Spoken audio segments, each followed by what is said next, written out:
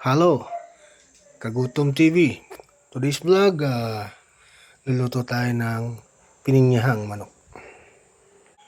Mag-isa muna tayo ng sibuyas, bawang. So ako, pagka nagigisa ako, inuuna ko muna sibuyas.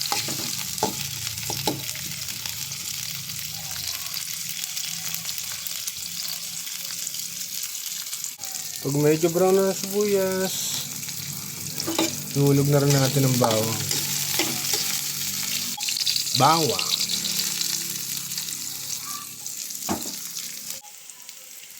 Okay, so sunod na natin ang manok.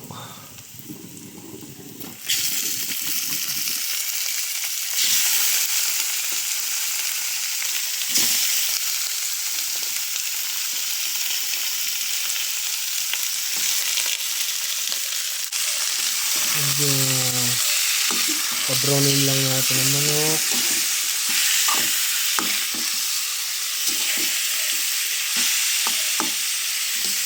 Sino na kayo, kawali ko, yan lang kaya natin. Mag-subscribe po kayo para po next time makabili po ng magandang kawali. Lagyan natin ng paminta.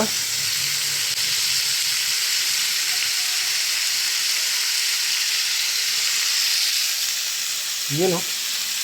So, sunod natin ang paglagay ng sabaw ng pineapple. Good for the heart.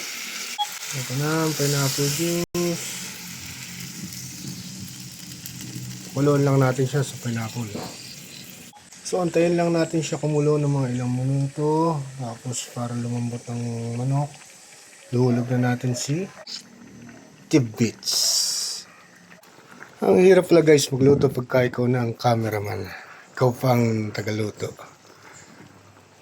Ito, next, ilagay ko ng tidbits.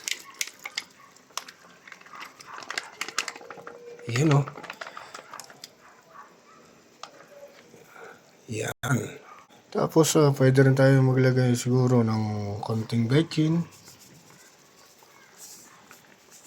Kasi, hindi ako pwede magmaalat ng ulam kasi ang mother ko may heart enlargement. So, dapat yung timpla ko tama lang yung alat. So, antayin na lang natin lumambot ang ating manok. And then, ready na ang ating ulam. Ating pininyahang manok. Oh, tikman naman natin ngayon kung may lasa ang ating nilutong ulam.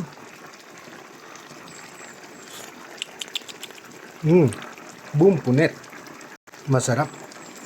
Ay, ito ang aking anak na mabait. Gutom na daw siya. O, ilang minuto na lang luto na ang ating pininyahang manok. Medyo iga-igahin lang po natin ng konti. Ito, ready na ang ating pininyahang manok.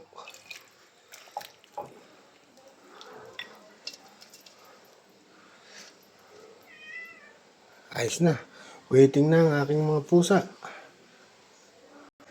Ayos na guys. Kita-kits sa susunod na ulam. Subscribe nyo po ang aking munting channel. Salamat!